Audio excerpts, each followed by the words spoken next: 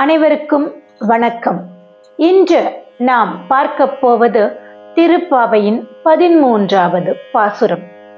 புல்லின் வாய் கீண்டானை பொல்லா அரக்கனை கிள்ளி கலைந்தானை கீர்த்திமை பாடிப்போய் பிள்ளைகள் எல்லாரும் பாவை களம்புக்கார் வெள்ளி எழுந்து வியாழம் உறங்கிற்று புல்லும் சிலம்பினக்கான் போதரி கண்ணினாய் குள்ள குளிர குடைந்து நீர் ஆடாதே பள்ளி கிடத்தியோ பாவாய் நீ நன்னாளால் கள்ளம் தவிர்ந்து கலந்தேலோர் எம்பாவாய்.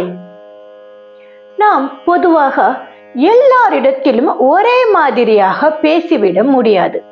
ஒருவரிடம் சற்று கடுமையாக நடந்து கொள்ள வேண்டியிருக்கும், ஒருவரிடம் சற்று செல்லமாக நடந்து கொள்ள வேண்டியிருக்கும், ஒருவரிடம் சற்று பொறுமையாக நிதானமாக பேச வேண்டியிருக்கும். இவ்வாறு பேசுவதிலேயே பல்வேறு வகையான திறமைகள் உண்டு. ஆண்டாள் தம்முடைய ஒவ்வொரு தோழிமாரிடத்தும் ஒவ்வொரு வகையில் பேசுவதை நாம் இதுவரை கண்டு வந்தோம். இந்த 13வது பாசுரத்தில் இருக்கக்கூடிய தோழியிடம் ஆண்டாள் நாச்சியார் மிக கனிவாக பேசுகின்றாள். புல்லின் வாய் கீண்டானை பொல்லா அரக்கனை கிள்ளி கலைந்தானை கீர்த்திமை பாடிப்போய் என்கின்றாள். இந்த பாசுரத்தில் எழுப்பக்கூடிய தோழிக்கு ராமரையும் பிடிக்கும், கிருஷ்ணரினுடைய லீலைகள் அதைவிட மிகவும் பிடிக்கும். ராமர் கிருஷ்ணர், ராமகிருஷ்ணர் இவர்களுடைய புகழையெல்லாம் சொல்லினால் அந்த பெண் விரைவாக எழுந்து வருவாள் என்பது ஆண்டாளின் நம்பிக்கையாக இருக்கின்றது.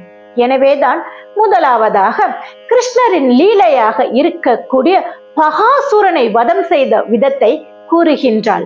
புல்லின் வாய் கீண்டானை. புல், பகாசுரன் என்ற அசுரன் கொக்கு ரூபத்தில் வந்து கிருஷ்ணரை அழிக்க நினைக்கின்றான்.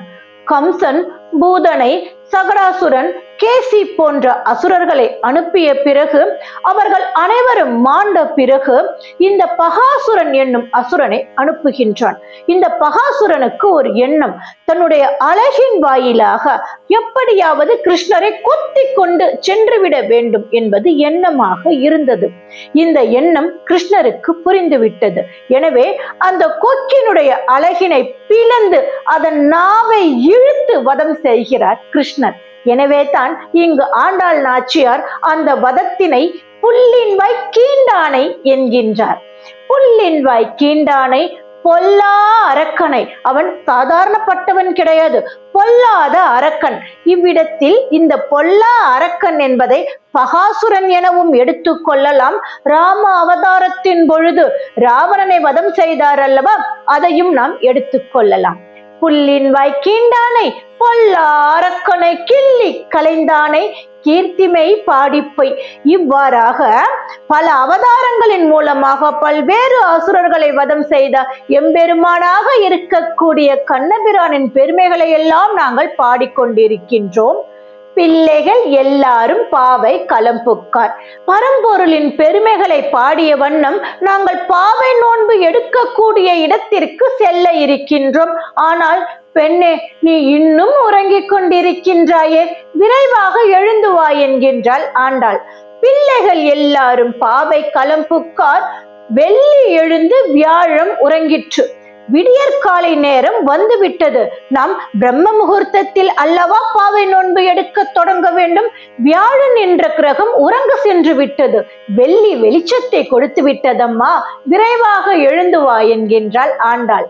வெள்ளி எழுந்து வியாழம் உறங்கிற்று புல்லும் சிலம்பினக்கான் போதரி கண்ணினாய். புல், புல் என்றால் பறவை என்று அர்த்தம். பறவைகள் எல்லாம் கண் விழித்து விட்டன.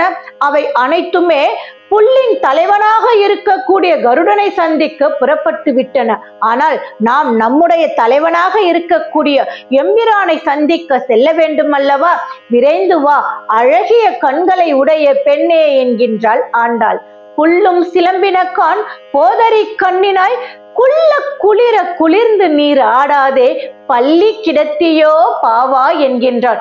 நாம் அனைவரும் பாவை நோன்பிற்காக குளிர்ந்த நீரில் ஸ்நானம் செய்ய வேண்டும் அல்லவா, நீராட வேண்டும் அல்லவா, அதன் பிறகுதானே நாம் நோன்பு எடுக்க தொடங்க வேண்டும். நீ இவ்வாறு பள்ளி கிடந்தால் எப்படி, படுத்து கிடந்தால் எப்படி? விரைவாக வா, விரைவாக எழுந்து வா. உன்னுடைய தூக்கத்தை எல்லாம் பிறகு வைத்துக் கொள்ளலாம். தூக்கமாக இருந்தாலும் சரி, நீ தூங்குவது போல் நடித்தாலும் சரி, கள்ளம் தவிர்த்து விரைவாக எழுந்து வா. நாம் பாவை நோன்பு எடுக்க வேண்டும் என்பதாக இந்த பாசுரமானது அமைந்திருக்கின்றது. மீண்டும் நாளை 14வது பாசுரத்தில் சந்திப்போம். நன்றி, வணக்கம்.